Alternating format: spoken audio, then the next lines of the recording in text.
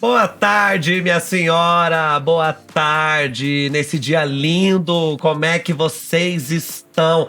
Olha, eu espero que você esteja muito bem, porque hoje é um dia mais que especial. Pra quem não sabe, né, o que eu acho que é meio impossível, porque se você acompanha aqui o programa, com certeza você sabe disso, que junho, agora, esse mês que a gente tá vivendo, é chamado de Mês do Orgulho, que é quando nós que somos da sigla LGBTQIAPN+, a gente comemora as nossas diferenças e também as nossas conquistas. E especialmente hoje, a Disney, isso mesmo, a Disney, isso que você ouviu, ela nos convidou pra fazer um programa muito especial e principalmente pra gente vestir o nosso orgulho. E olha aqui, gente, tá vendo essa produção belíssima? Tá vendo? Essa camisa linda que você tá vendo? O que você achou desse look? É óbvio que eu tô usando um look Disney Pride e eu não vou fazer esse programa aqui sozinho, porque é lógico que eu tenho ele, meu fiel escudeiro, amigo. Oi, Caê, boa tarde. Oi, amigo. Oi, gente, tudo bem?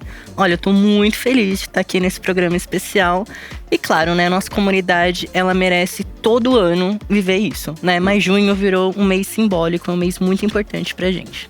E, amigo, eu vou pedir pra você já chegar com informações, pra gente abrir esse programa com informações, porque hoje o programa tá cheio, tem um monte de coisa, mas a gente gosta quando o Caê checa pra nós. Então, eu sei que você checou o porquê de junho ser um mês tão importante. Então, conta pra gente, por favor. Acho que isso é muito importante, que muitas vezes a galera mais jovem acaba esquecendo o porquê que as coisas acontecem, né? Nós só estamos aqui hoje vestindo o orgulho porque outras pessoas vieram antes, né? Aquilo que a gente sempre fala, né? Nossos ancestrais e tudo mais. Então, no dia 28 de junho de 1969, olha quanto tempo, né? É muito tempo que a gente tá falando. Lá, Stonewall, né? No bar Stonewall Inn, em Nova York, aconteceu uma operação policial muito violenta. Foi, assim, uma coisa assustadora que a galera LGBT resistiu naquele momento. E essa luta, né? Esse momento que a galera LGBT ficou contra a polícia, se tornou, então, esse momento que a gente fala tanto sobre luta, tanto sobre representatividade, tanto sobre orgulho. E a gente tá falando de uma história que vai mais de 50 anos, onde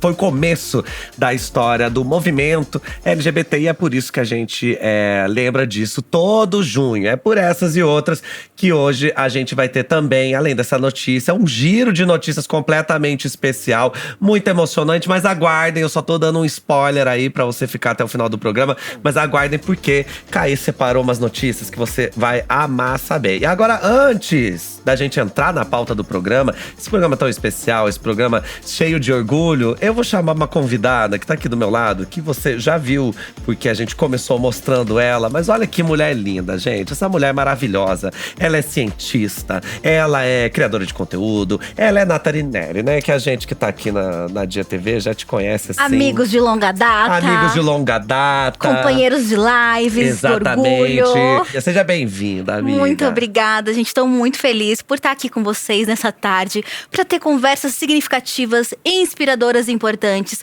sobre a nossa comunidade LGBTQIAPN+.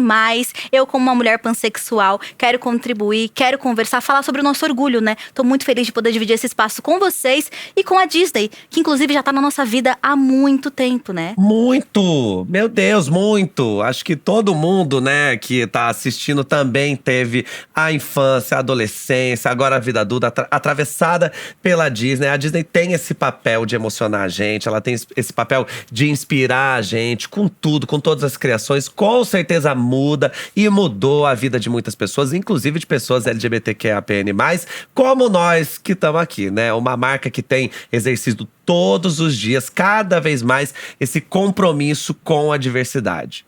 E olha, hoje a gente também vai conhecer um pouquinho mais sobre a Disney Pride Collection, né? Dá pra ver que já tem alguns itens aqui, deixando o espaço bem bonito. E ó, essa marca, né, da Disney Pride Collection foi criada por membros e aliados da comunidade LGBT. E assim, é um projeto lindo, orgulhoso, que ajuda, né, apoia organizações sem fins lucrativos durante o ano inteiro, viu? Não só em junho. E ó, não é só o Brasil não, viu? É mundão afora. E são esses produtos lindos, como por exemplo essa aqui, as roupas que estamos vestindo. Aí você vê que tem essas almofadas lindas. Essa almofada eu já tenho na minha casa também. Eu já tô abraçado com a minha. Eu já vou levar a minha. Isso é pra levar sim. Inclusive, outros produtos que tem aqui eu queria levar. aqui atrás, tá vendo que tem atrás de mim? Tem esses produtos, tem as garrafinhas, que depois a gente vai mostrar também. Aí tem um Funko. A gente vai ficar te mostrando, tá? Esses produtos e olha só. Que lindo, gente, Lindos. essa garrafinha. Daqui a pouco a gente fala mais delas. Porque além da Nathalie Neri, a gente vai receber convidados mais que especiais aqui pra gente. Porque o It Gets Better é um dos projetos apoiados pela Disney Pride Collection. Que é essa coleção da Disney que a gente tá falando, maravilhosa. E a gente recebe aqui o Bruno Ferreira e o Daniel Leal, que são membros do projeto. Então, o Bruno, o Daniel, sejam muito bem-vindos. Obrigado. Gente, olha, a gente vai querer saber tudo de vocês. Então, Bruno, eu vou pedir primeiro pra você contar pra gente um pouco mais sobre o trabalho que vocês fazem. Legal. Meu nome é Bruno Ferreira, eu sou coordenador do Gets Better aqui no Brasil. E o Gets Better é um projeto global que hoje está presente em mais de 18 países e que tem como objetivo apoiar, empoderar e conectar adolescentes e jovens LGBTQIAPN+. A gente faz esse trabalho através de histórias inspiradoras e através de recursos educacionais e de recursos de saúde mental. O Gets Better ele começou em 2010 nos Estados Unidos como resposta a um alarmante número de suicídios que adolescentes e jovens LGBTQIAPN+, estavam enfrentando, sobretudo em função do bullying homofóbico e transfóbico que estavam passando. Então, no começo, o projeto era muito sobre dizer para esses jovens que, apesar de todos os desafios que eles iriam enfrentar, o tempo ia passar e que tudo ia melhorar. E Gets Better significa tudo melhora. E acho que de todo o projeto esse é o cerne, a nossa mensagem principal, que os desafios vêm, mas a vida passa e tudo vai melhorar.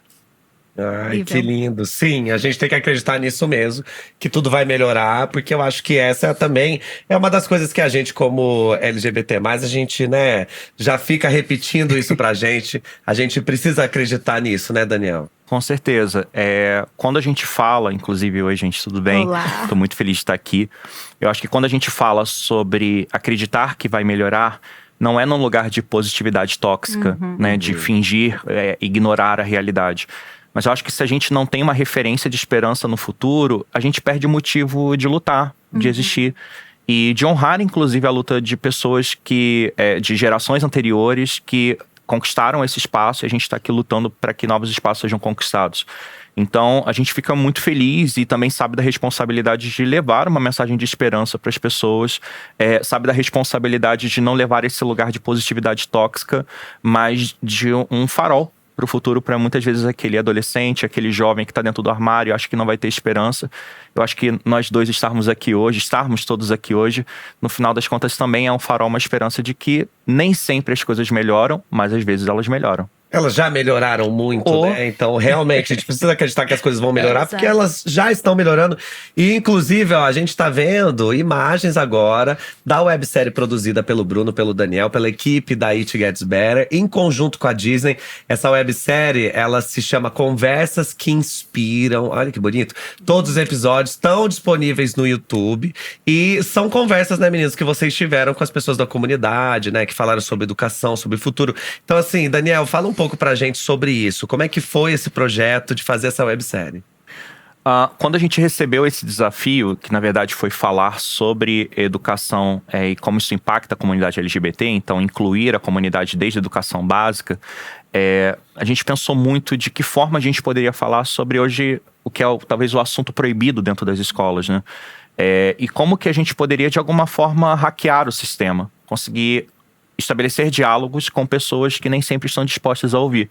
E daí veio a ideia de juntar um professor e um estudante que se identificam dentro da mesma letra da sigla LGBT para conversarem sobre como a escola pode ser mais inclusiva. A gente passou por um processo de ouvir mais de 25 pessoas entre professores e estudantes para que a gente conseguisse chegar num lugar que fosse não só representativo nas letras da nossa comunidade, mas também olhando para as outras interseccionalidades. Então, olhando para raça, para gênero, para pessoas com deficiência. E aí a gente chegou em 4 episódios que são muito emocionantes e o primeiro deles que mora muito no nosso coração, como todas as outras histórias. Eu fiquei emocionado só de ver ele já. Exato. É uma história contada ali por uma professora trans de 40 e poucos anos e uma aluna trans de 15 anos. Então existem diferenças geracionais, existem histórias muito impactantes, mas no final aquele quentinho no coração de que as coisas melhoram, de que a escola inclusiva, ela não está sendo construída para o futuro, ela existe no presente, existe essa escola que respeita uma aluna que transicionou durante a pandemia e que é um farol, novamente, para que a gente consiga caminhar para um lugar que seja mais inclusivo, né? E essa emoção bateu aqui, né? Acho que eu, enquanto homem trans, A gente não se vê ali, né? Nem não tem um acolhimento pro aluno trans, e tem uma professora trans que é a Sarah Wagner Yorker, né? Uma referência para todas as pessoas trans. E é muito legal ouvir isso de vocês. E quando a gente tem um parceiro, fica melhor, né? Como que é essa parceria da Disney com vocês? Como que funciona? Nosso primeiro contato com a Disney veio com a parceria da Pride Collection. Eles apoiaram organizações do Gets Better em toda a América Latina. E basicamente a gente tinha que olhar para como falar sobre diversidade em diversos aspectos. Então, no Brasil nós ficamos com o tema de educação, em outros países sobre diferença geracional e sobre como sair do armário, se você estiver pronto para sair do armário. E desde 2021 a Disney tem sido essa super parceira do projeto. Nós tivemos a primeira temporada do Conversas que Inspiram. Nós tivemos uma segunda temporada que acabamos de gravar. Acho que a gente não vai trazer tantos spoilers sobre ela aqui hoje. Realizamos também uma imersão com jovens talentos trans aqui em São Paulo, em audiovisual. E nós também somos parceiros da equipe de voluntariado corporativo da Disney. Então, auxiliando eles durante o mês do orgulho, principalmente, a desenvolver essas ações focadas mais em jovens LGBT. Que incrível. E a gente vai continuar falando desse projeto, mas já que a Nathalie tá aqui, eu queria te chamar também para essa conversa, porque você tem tudo a ver, né? Afinal, Jonas Maria, mais conhecido como seu homem, né? Mas ele também participou de um dos projetos da It Gets Better, que é o Carta ao Antigo Eu. Ai, que bonito. Aí ele contou sobre essa vivência dele aqui pra gente, como pessoa LGBT+, sendo um homem trans, e a gente vai assistir um trechinho agora. Então pode passar. Infância e adolescência, eu sofri com o estigma de ser LGBT, antes mesmo de saber o que significava ser LGBT ou qual que era a minha sexualidade, né? Eu era taxado como sapatão, sem nem mesmo saber o que era isso. Eu vivi minha adolescência em meados dos anos 2000, nessa época não existia orgulho. Eu e todas as outras pessoas LGBTs viviam com medo e envergonhadas. Eu também cresci no interior de Minas Gerais, em uma família religiosa e com uma mãe super LGBT-fóbica. E eu não tinha perspectiva de futuro, eu não me via em nenhum lugar e eu sentia que quem eu era seria podado e moldado para se encaixar nos padrões aceitos pela sociedade. E aquilo me matava por dentro. Até que eu encontrei a minha comunidade e eu me permiti explorar mais e a construir uma família a partir do zero. O Jonas do passado jamais imaginaria aonde que a gente chegou. E se fosse para falar para ele alguma coisa, eu diria que toda aquela fantasia, que todo aquele aparente delírio, que todos aqueles sentimentos que ele tinha eram válidos e eram reais. E hoje você é ainda mais criativo, ainda mais expressivo e vive nos seus próprios termos. Ai, que lindo! Adorei esse ator que tá interpretando o Jonas, né? Que era o antigo Jonas, que você que acompanha aqui, né, Jonas, nosso correspondente literário, você sabe que agora ele tá numa outra skill, né? Com óculos, uma cara de professor de literatura, Fez um exame de vista, né? Fez um exame de vista, aí viu que tava precisando aí 3 graus, né, gente? 3 Nessa graus. época já era 3 graus. Tá? Eu adorei quando você falou isso, que é muito coisa de casal. Vocês têm uma relação de muitos anos.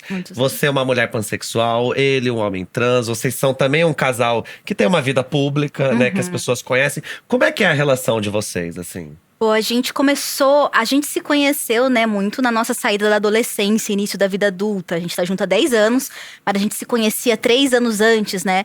E o meu processo de descoberta da minha sexualidade, o processo de descoberta do Jonas sobre a transexualidade foi muito junto e muito próximo, né? Eu vinha de uma realidade cristã, evangélica, em que eu negava a minha sexualidade de uma forma muito profunda. E o Jonas via de um lugar de muitas defesas e, como ele disse, de vivências de violência sobre a sexualidade dele na época, né? Então a gente passa por várias fases do relacionamento em que nós mudamos enquanto indivíduos, enquanto seres humanos, mas principalmente em que nós nos entendemos dentro das nossas bandeiras, dentro das nossas siglas. E compartilhar isso foi bastante intenso, né? E eu digo intenso porque realmente foi. Não foi lindo, não foi incrível, foi muito profundo, foi um processo às vezes de muita dor, porque nós nos encontramos sozinhos em vários desses momentos, né? É o que ele falou, a gente não tinha família, né? Eu demorei muito pra sair do armário pra minha família, o Jonas também teve essa dificuldade, então chegou um ponto em que nós só tínhamos um ao outro, né? E ao longo desses anos a gente se redescobriu, nós fomos várias pessoas, eu dentro dos meus processos, porque eu sou uma pessoa pansexual, independentemente do Jonas ser trans ou não, porque as pessoas dizem muito isso, né? Ai, pansexual é sobre namorar homem, mulher e trans. Não, gente, trans são homens, trans são mulheres, não são um gênero a mais, né? Eles estão dentro de todos, assim como pessoas não binárias estão passeando por todos esses ao mesmo tempo. A minha pansexualidade, ela tem a ver com os meus processos, independente da minha relação com ele. Assim como a transexualidade dele também tem a ver com processos pessoais que eu entendi que eu queria estar perto e fazer parte, né? Então, foram processos distintos que aconteceram ao mesmo tempo e a gente, de uma forma muito profunda e intensa, somou e se apoiou. Sim, que lindo. E esse processo de transição dele começou… Vocês já estavam juntos há alguns Há anos. 5 anos, exatamente. Por isso que eu digo que foi um processo intenso.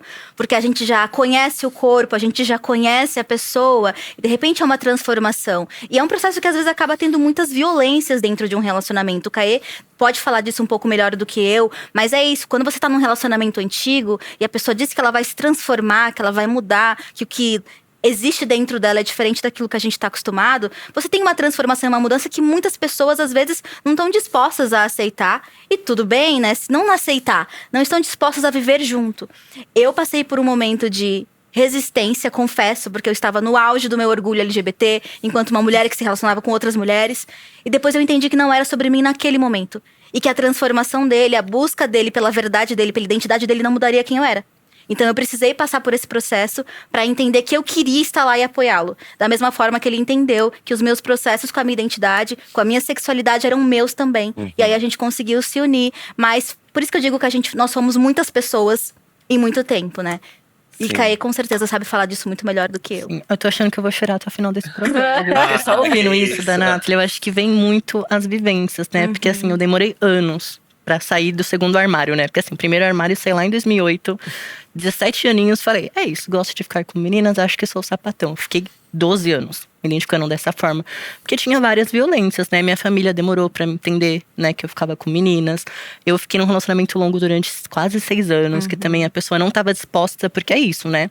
E eu também não tava pronto, porque eu tinha acabado de perder minha mãe quando eu percebo que eu sou um cara trans, né? Foi no final da faculdade, meu TCC me deu esse olhar, e aí minha mãe morreu, então foi tudo muito junto, tudo muito misturado. E eu demorei aquilo, né? A gente pensa, putz, o mercado de trabalho não tá pronto pra nós. Então eu acabei de sair da faculdade. É o momento? Minha família tá super mal que minha mãe morreu. Será que é o momento? Então fui deixando pra lá. E todos os relacionamentos que eu tive depois tinha isso, né? Eu queria contar pra pessoa, mas eu não sabia como… Será que essa pessoa vai estar do meu lado? E quando aconteceu, no auge da pandemia, assim, que eu falei, não dá mais, né? Eu lembro que a gente tava até falando um pouquinho antes, né? Como a pandemia demorou bastante tempo. E eu lembro que quando eu falei, tem que ser agora, vou atrás das coisas, vou atrás do processo de hormonização. O CRT, né, que é aqui em São Paulo, que cuidava na época, eles falaram, volta quando acabar a pandemia. Imagina se eu esperasse a pandemia acabar, né? Não teria feito esse todo o processo. Eu estava num relacionamento na época, não foi fácil, porque assim… Transição, pandemia, relacionamento. Então, assim, foi muito caos. Relacionamento já não foi fácil pra ninguém, né? Exatamente. Numa pandemia. Com transição. Foi muito caótico. E, assim, eu percebi que era o momento, finalmente, eu com 28 para 29 anos, de olhar pra mim. Que eu nunca tinha feito isso, né? Porque ou era minha mãe, a minha irmã que era menor, ou os relacionamentos, a vida e tudo mais. Eu falei, caraca, que louco. E é o momento que eu fiquei muito… É sobre mim, é esse momento. Então, eu preciso viver isso. E, nossa, foi a melhor coisa que eu fiz pra minha vida, né? Que, assim, eu sou… 1000% outro Caê, porque acho que o Jonas, você deve perceber isso, né? Que assim, eu tinha muita insegurança também nas coisas. Eu, como jornalista, eu ficava, acho que eu não tô fazendo isso direito, né? Acho que… Porque eu não tava sendo eu, né? Eu tava mentindo, eu tava fazendo um cis fake, eu brinco, né? Que assim, eu fiz um cis fake durante anos, né? Tentando me encaixar aqui naquele lugar, que eu era uma pessoa cis. Mas quando eu conto pras pessoas que eu sou Caê, nossa, só decolou, assim. É libertador, é libertador. Eu acho que não tem como, você não é pleno, você não tá sendo você mesmo, né? Então, acho que essa é uma coisa que a gente não precisa nem ser LGBT para saber exatamente sobre isso. Quando você não é pleno, quando você não tem essa segurança, essa certeza e também esse orgulho, eu sou quem eu sou, eu vou lidar com isso e ponto final, vamos embora, vou ser respeitado sendo quem eu sou. Antes da gente atingir isso, a gente vai ter essa insegurança mesmo. Então, assim, e o que você traz é muito interessante, porque tem muita gente que acha que a sigla LGBTQIAPN+, que a gente passa as mesmas coisas. E aí eu fico pensando, Na verdade, não, né? Porque, assim, é uma sigla que envolve duas discussões diferentes, que quando a gente fala de Exato. sexualidade, quando a gente fala de gênero, de identidade de gênero, então, assim, são. Intersexualidade. São discussões diferentes, mas a gente está abarcado pela mesma sigla, o que é muito importante, porque a gente entende também que em algum momento dessa luta, ela é de todos, né? De todos nós. E tem uma coisa, né? Eu, Daniel e Bruno somos homens gays cis brancos, né? Caio falou que somos padrão, mas eu vou deixar isso aí pra quem tá assistindo, né? Julgar. Dizer se é ou não. O que que vocês passaram, assim, não de ruim na vida, abraça aqui, me dá a mão, não. Mas, assim, esse processo de descoberta, como é que foi pra você? Como é que foi vestir o seu orgulho? Eu costumo dizer, e eu me identifiquei muito com o que a Nathalie falou, eu sou… a minha família é toda evangélica, eu sou filho de um pastor, então toda a minha família está dentro dessa estrutura. E eu costumo falar que para qualquer pessoa LGBT, não existe uma saída do armário, existem saídas de armários. O que sempre me incomodou muito é que as pessoas heterossexuais, cisgênero, que estão nesse padrão heteronormativo, elas nunca precisaram se preocupar. Eu, por exemplo, nunca me preocupei com o fato de ser cisgênero. Nunca passou pela minha cabeça um questionamento sobre identidade de gênero. Assim como para uma pessoa heterossexual, nunca passou um momento que ela virou e falou: nossa, será que eu sou heterossexual? E aí, a partir desse questionamento, que chega em um determinado momento da vida, antes disso a gente vai passando por muitos outros questionamentos sobre a nossa autoestima, sobre o fato das vezes a gente não se ver representado num determinado grupo. Eu me questionei na minha adolescência e infância inteira, por que eu não tinha um amigo menino, por exemplo? Por que eu tinha tanta dificuldade de fazer amizade com meninos? Por que eu era sempre forçado a jogar futebol, quando muitas vezes eu não tinha vontade de jogar, ou fazer essas atividades? Então, quando eu percebo a minha sexualidade, e eu falo isso muito no passo a passo, até com pessoas que são aliadas e muitas vezes bem intencionadas, acabam trazendo alguns questionamentos que geram muito desconforto, que é entender que a saída do armário, pelo menos na minha sexualidade, envolveu perceber que eu sentia atração por outros homens, depois de muito tempo reconhecer que eu sentia atração por outros homens, depois de muito tempo aceitar isso e depois acolher. Porque aceitar é diferente de acolher. Muitas vezes o aceitar envolve aceitar uma culpa, que é uma coisa que pessoas LGBTs sabem muito bem, né? Conhecem muito bem esse sentimento.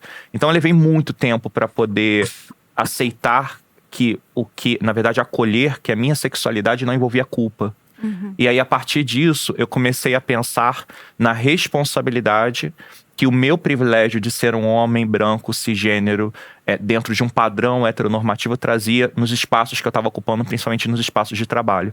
Então, hoje eu penso que se eu estou aqui, sendo um homem branco, cisgênero, eu estou aqui para abrir uma porta para que outras pessoas que não estão aqui nesse espaço possam ocupar também. Eu acho que Conversas que Inspiram é sobre isso. É a gente poder potencializar um projeto onde a gente traga vozes para poderem conversar e mostrar que existe diversidade dentro da diversidade. E principalmente que o papel do aliado não é assumir um protagonismo dentro de uma conversa muitas vezes, mas estabelecer pontes, distribuir chaves pelo caminho para que outras pessoas possam acessar essa porta também.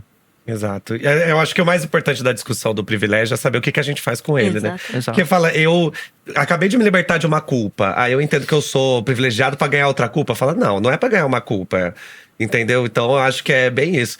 E você, Bruno, como foi esse processo? Só em uma nota, eu acho que o que o Dani falou sobre o processo de a gente criando Conversas que Inspiram foi muito disso. Algo que eu sempre tenho repetido é que a Disney e o Gets Better se conectam em um ponto essencial, que é a habilidade de contar histórias e acreditar que as histórias são transformadoras.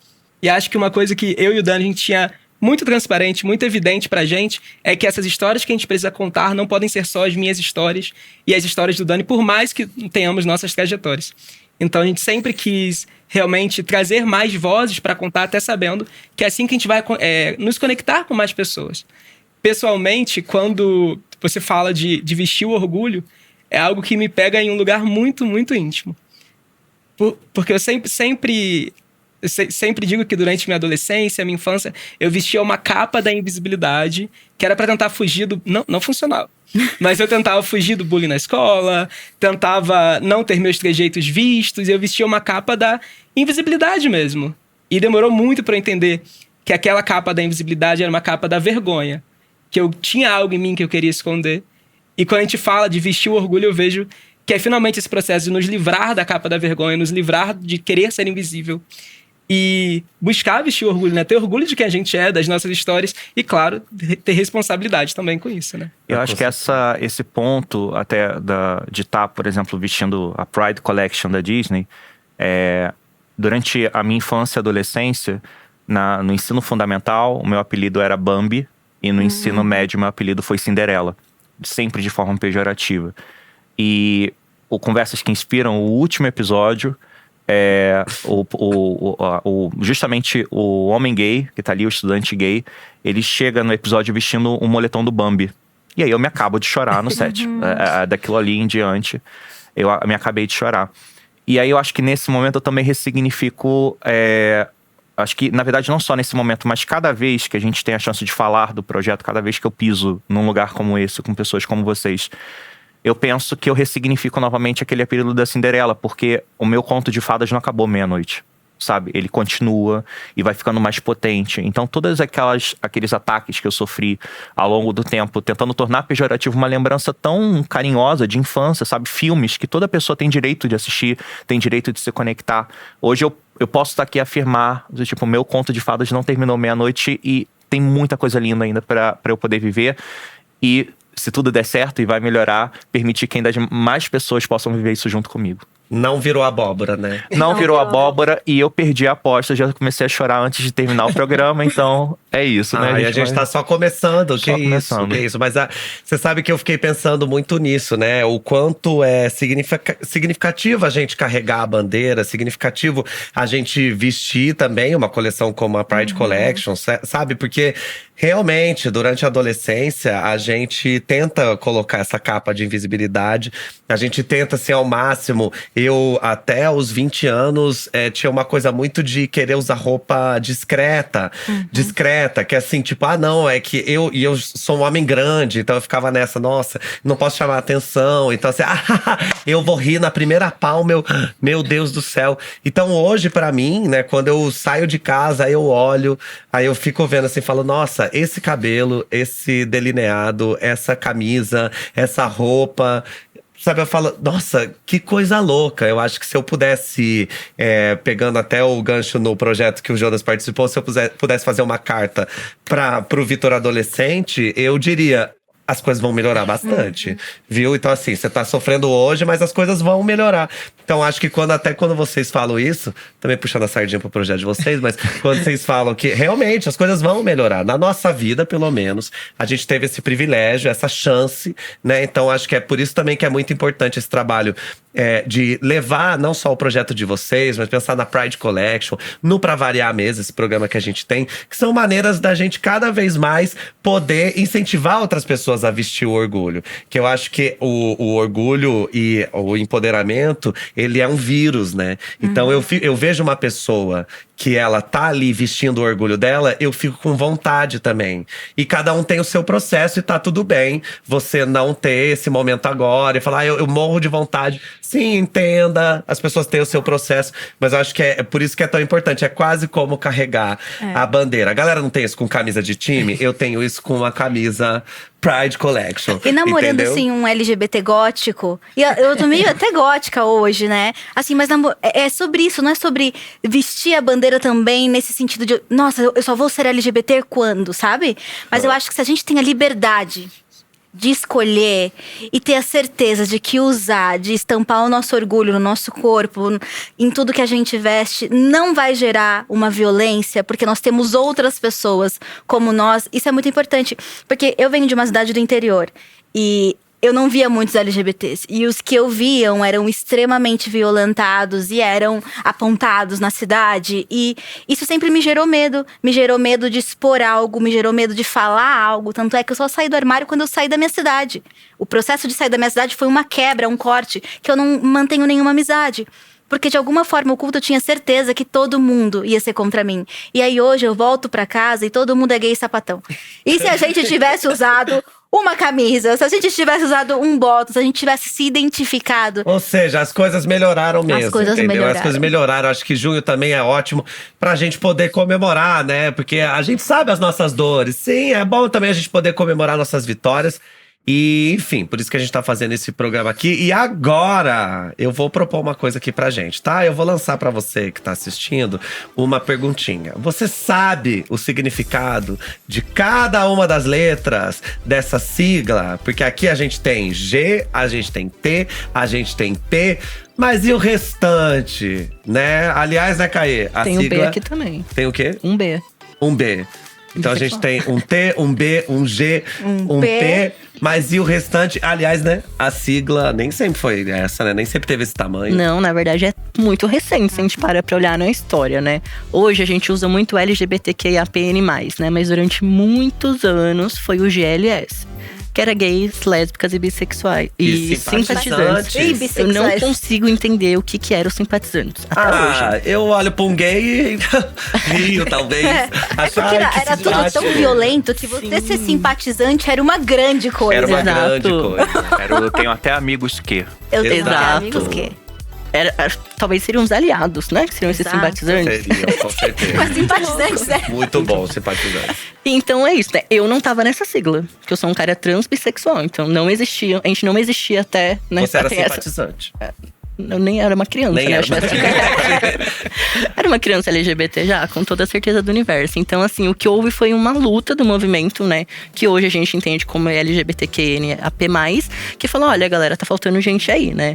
Então, em 1990, começou essa revolução. A gente tá falando de 30 anos atrás, sabe? É muito recente. Começou, então, de GLS, virou o GLBT. Só que aí é isso, né? A gente percebe que até hoje, assim, a gente vai olhar as conquistas, ainda tá muito mais pro G.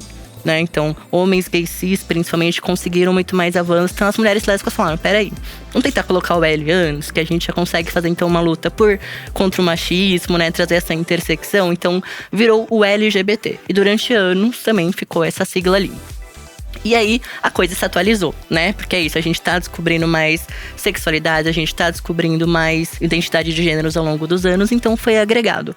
O que a gente usa mais hoje no Brasil, principalmente no meu lugar de fala de jornalista, é o LGBT+, ou LGBTI+, porque é caracteres, né, gente? No título precisa ser um pouquinho mais reduzido.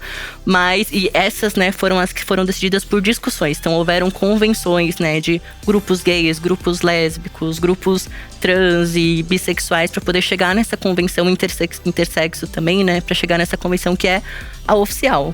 Mas não parou aí, né, Vitor? Não parou, gente. Outras atualizações também já rolaram depois disso e ainda vão rolar. E por isso que a gente também vê a sigla LGBTQIAP+, LGBTQIAPN+, porque assim, pode parecer confuso. E eu, inclusive, fico sempre irritado quando a pessoa fica… Ai, que confusão! Falo, sim! Eu sei que pode parecer confuso, só que não é, entendeu? E é por isso que a gente agora vai te ajudar. A gente vai dar uma aulinha e a gente vai explicar pra vocês o que significa cada letrinha dessa sigla maravilhosa. E é claro que a gente não vai fazer isso sozinho, não é mesmo, Caí? Até porque a gente percebeu que tá faltando letra, Exatamente. né? Então a gente pediu uma ajuda pra galera que acompanha a Dia TV. A gente perguntou qual a letra da sigla LGBTQIAPN+, você representa e… por quê? Né? Como que você explica essa sigla, essa letra pra alguém? E as respostas vieram bem legais, viu? Vamos começar pelo L? A gente tem aqui, ó, @Lili_Leitsky. Ela mandou assim no Twitter que nessa sigla eu não sei, mas na sigla GLS eu sou o S de sapatão. Que eu achei maravilhoso. Gays, lésbicas e sapatão. Eu acho que é muito contemporâneo aos nossos processos, né? Teve uma galera aí que se afirmou muito. E às vezes tem até dificuldade de falar LGBTQIAP+, e traz o GLS no peito, né? O LGBT… ponto. E eu acho que é muito simbólico dos momentos em que a gente viveu, das lutas que a gente viveu. E apesar da gente atualizar a terminologia, que é fundamental, porque, né, quando a gente nomeia, a gente dá direitos. Quando a gente nomeia, a gente dá visibilidade, existência. A gente entende muito quem gosta também de uns termos aí, raízes, mas a sapatona se identificando como sapatona, para além de simpatizante, não é mesmo? O S é de sapatona, mas o L… de mulheres lésbicas. De mulheres lésbicas. Ó, Como identidade. @Laila mesmo mandou. Ela mandou assim nos stories. L né, que é ela, L, porque ser sapatona é uma delícia. E desde que me assumi, sou muito feliz sendo eu. Eu me assumi aos 19, mudei de estado por causa de uma menina, Sagitário com ascendente em Câncer. Imagina aí, ó. Coitada, né? Sagitário com ascendente em sapatão. Que é isso, né? Que ela é. E que eu acho muito interessante. Você falou uma coisa que é muito interessante, né? Porque a pessoa, quando a gente se reconhece dentro da sigla, isso também vira uma bandeira mesmo, assim. Não, então eu sou da sigla GLS, eu sou da sigla. Aí de repente a sigla muda. E aí você que sempre bateu no peito, né? Que aquilo foi tão difícil pra você se empoderar e poder vestir esse orgulho, de repente o orgulho mudou de nome. Aí você faz, entendeu? Então eu acho que uma coisa importante é, primeiro, a gente ter paciência, né? O mundo, cada pessoa tem o seu tempo, o seu processo. E além disso, saber que a sigla, a gente tá aqui, LGBTQIAPN+, amanhã a sigla vai ter alguém, e a ideia é essa mesmo, que a sigla fique cada vez maior. Mas é paciência com a nossa comunidade. Eu com ia hétero, falar. não é paciência gente. não. Cis hétero tem que acertar. É o mínimo. Tem a obrigação, é o mínimo. Eu acho que cada um tem que correr atrás da informação, porque a informação está aí. E é pra isso que a gente tá fazendo esse programa aqui também. Agora, a gente sai do L e a gente vai pra próxima, né? Que é o G. E eu vou aqui puxar o protagonismo, porque essa é a minha letra. Na verdade, essa é a nossa letra. Não é mesmo? Essa letra que, inclusive, eu amo o fato de não ser GLBT e do L ter vindo pra frente. Até porque foneticamente, né? GLBT. É isso Eu acho mesmo. LGBT Combina mais. tão redondo, né? E agora eu acho que a gente também tem uma responsabilidade muito grande, porque tem muita gente que é o movimento gay, é a parada gay, é o que gay. Então, assim, sim, a gente vai ter o protagonismo mesmo que o L venha na frente, a gente vai acabar tendo protagonismo, e eu acho que isso acaba virando um grande poder e uma grande responsabilidade, né? Não, com certeza. Eu acho que uma vez que a gente… nós somos privilegiados por tantas coisas que nós carregamos, né? Então, sendo homens, eu sendo homem branco, a gente tem que realmente observar por esse outro lado. De um lado, de usar esse privilégio realmente para distribuir com muita responsabilidade para que todo mundo tenha esse espaço e que todo mundo tenha essa voz mesmo, né? E eu acho importante a gente falar também de alguns conceitos, e quando a gente fala de privilégio, parece que tudo vai para dentro de uma mesma caixinha. Quando a gente está falando de privilégio é diferente de direito. Eu quero ter, né, o direito de me casar com outro homem, sendo um homem gay. Isso não é privilégio, isso é direito. Ao mesmo tempo, hoje, eu tenho muitas vezes o privilégio de, estando num padrão, por exemplo, heteronormativo, né, nessa passabilidade, de andar na rua e não me preocupar, por exemplo, em ser agredido caso eu não esteja de mãos dadas com outro homem. Então, isso é um privilégio, não precisar carregar essa preocupação. Mas quando eu estou com outro homem de mãos dadas, eu preciso estar o tempo todo atento na rua, né? Por vários flashes e memórias de notícias que eu fui ouvindo ao longo do tempo. Então, acho que é importante a gente diferenciar isso, principalmente para pessoas aliadas, e lembrar, novamente, acho que não custa repetir, que privilégio não é sobre culpa, mas sobre responsabilidade. Então não se sinta culpado, por exemplo, se você for um homem branco, cisgênero, heterossexual, sem deficiência, mas principalmente pense na responsabilidade que todos esses privilégios trazem para você de abrir portas para as outras pessoas. Exato. O @Wellington Roberto Souza mandou via Instagram aqui pra gente.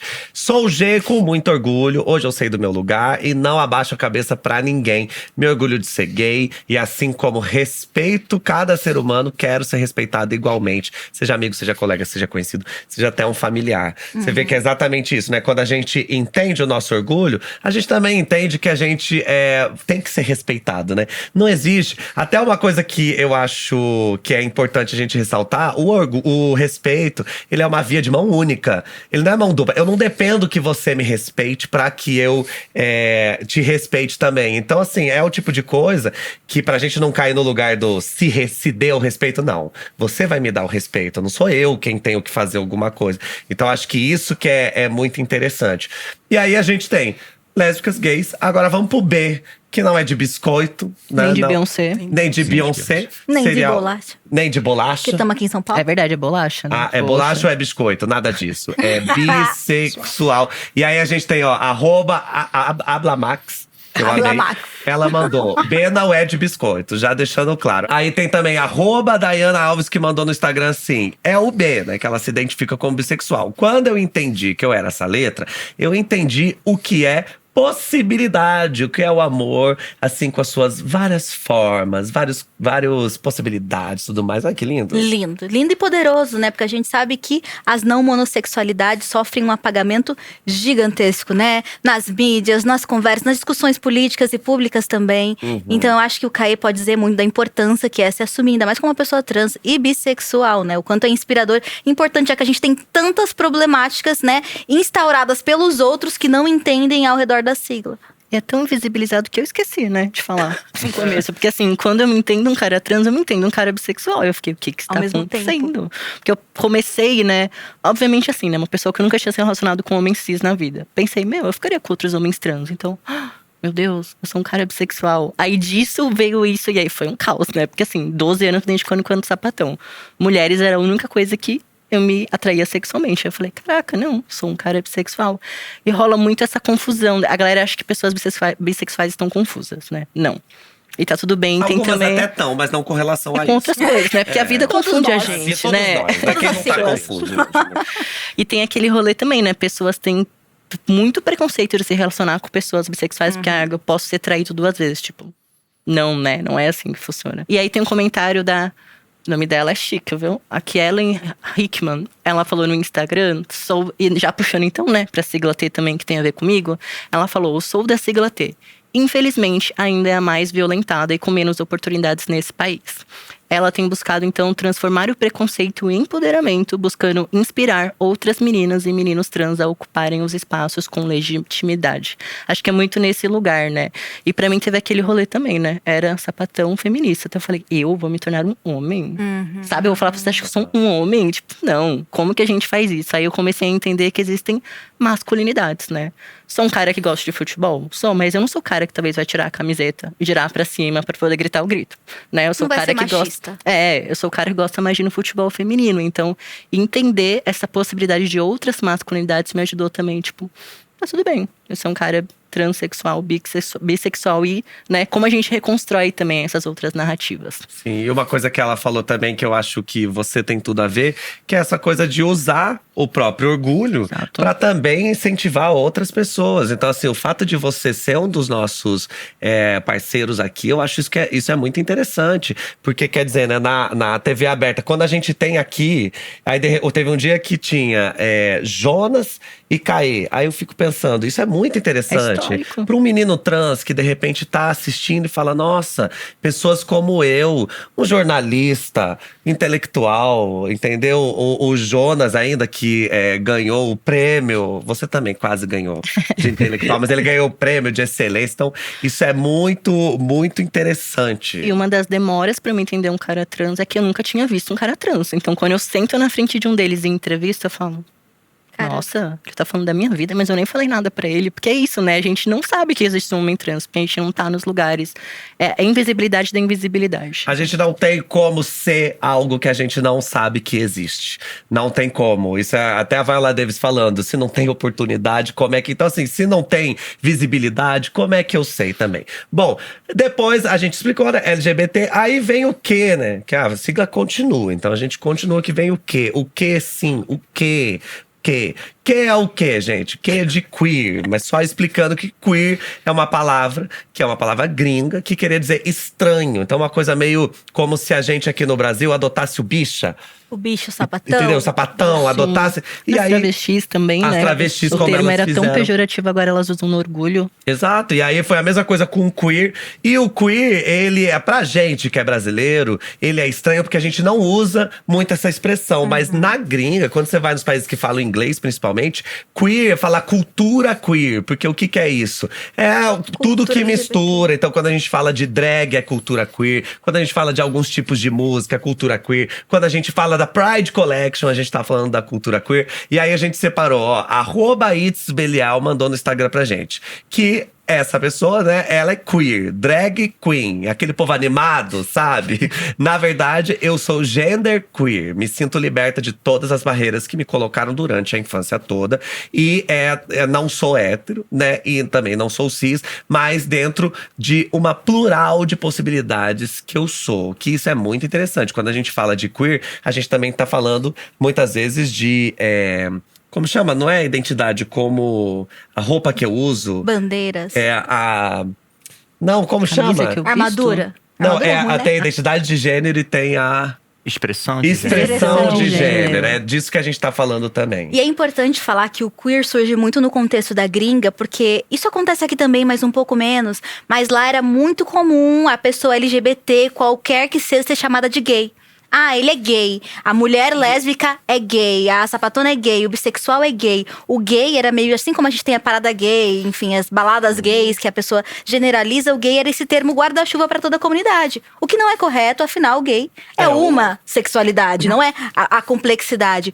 O queer hoje é esse termo guarda-chuva também para esse mar, para essa miríade de expressões de gênero, de sexualidades, de Essa é o quê? identidades. Essa miríade. Miríade! A gente chama cientista, é assim. Essa miríade, pluralidade de expressões, né? Inclusive, eu lembrei de uma coisa que durante a pandemia, o Bruno criou um projeto falando sobre fatos que aconteceram na história, né, do movimento, e que chamou, toda vez ele abria o conteúdo falando hoje na história queer. Foi durante minha fase TikToker. Acho que aconteceu com muita gente na pandemia. Mas acho que é exatamente pensar o queer como algo que você não precisa estar naquela caixinha. Acho que nossa sexualidade, nossos questionamentos de gênero também, durante nossa vida, a gente tem esse momento de refletir, de parar pra pensar. E às vezes a gente não tá pronto ainda pra se identificar com aquele termo indefinitivo. Perfeito. E honestamente eu nem sei se tem que estar. Se a gente tem que parar, se a gente realmente para e reflete. Nossa vida é longa, né? E o queer, às vezes, é isso também, né? A gente perceber que, durante o transcorrer da nossa vida, a gente tem infinitas possibilidades. Isso é uma coisa muito real, porque durante esse meu processo, eu meio que fui obrigada a entrar numa caixa. Como uma figura pública, as pessoas, você tem que dizer sim o que você é. Eu tava nesse processo de me entender. Eu falei, eu tive uma experiência como heterossexual, né? Uma heterossexualidade compulsória durante toda a minha adolescência. Aí eu passo a me compreender como uma pessoa que gosta, que se sente atraída pelo mesmo sexo, pela mesma expressão de gênero. E depois eu entendo que isso é um pouco mais complexo. Depois eu começo a entender com a comunidade assexual, que pra mim afetividade e sexualidade não andam juntas. E de repente eu não sei o que eu sou, mas eu só tô vivendo orgulhosa, feliz, vestindo meu orgulho. E aí vem de dentro dessa comunidade também, às vezes, a pressão de… se diga. Então, hoje em dia, eu tenho uma fala muito, muito comum pra mim, que as pessoas, Nathalie, tô nesse processo, não sei se sou pan, não sei… Vai no seu tempo. Não corra pra se encontrar. Saiba que você tem pessoas ao seu lado que vão te apoiar, independentemente da sigla que você escolher. Mas se dê a liberdade, se dê o tempo e o respeito pra, às vezes, só estar existindo como uma pessoa LGBTIQ+. Mas é tudo que for. Entendeu? E às Sim. vezes você quer ser só o mais. Eu só quero ser o mais. O que você é da sigla? Eu sou mais. Essa questão toda, tanto de gênero quanto de sexualidade, ela não tem um ponto final. Não tem um ponto de chegada. Onde você quer chegar com isso? Tudo é um processo, né? Estamos sempre num processo. Um processo de descoberta. Um processo também de se entender. E quando a gente fala isso, você não precisa nem ser da comunidade LGBT para entender o que é esse processo. O processo do autoconhecimento, ele é um processo infinito. Então, quando a gente vê hoje que a gente tem pessoas que se reconhecem como pessoas trans, ou pessoas de outros gêneros, de outra sexualidade, depois dos 70, depois dos 80, pessoas idosas que de repente falam, nossa, e agora finalmente eu consigo falar. Sim, nunca é tarde, porque é um processo. E Andreone falou uma coisa muito interessante, que a gente nunca pode achar que a gente tá traindo o nosso próprio movimento. Ah, eu era gay, aí um dia eu me descobri um homem pan. Ah, traiu movimento gay. Não, porque assim, eu não represento o movimento. Eu sou parte desse movimento. A partir do momento que eu falo, não, peraí. Então, não sou uma mulher hétero. Sou uma mulher lésbica. Sou uma mulher lésbica. Sou uma mulher pan. Não sou uma mulher pan. Sou… Entendeu? Aí você faz, porque estamos nesse processo. E agora, continuando, né? A gente tem o I de intersexo. E, vou ler que @Nanner_Willy mandou no Instagram pra gente, que se reconhece com I de intersexo. Sou do gênero masculino com síndrome de Klinefelter. XXY Teen.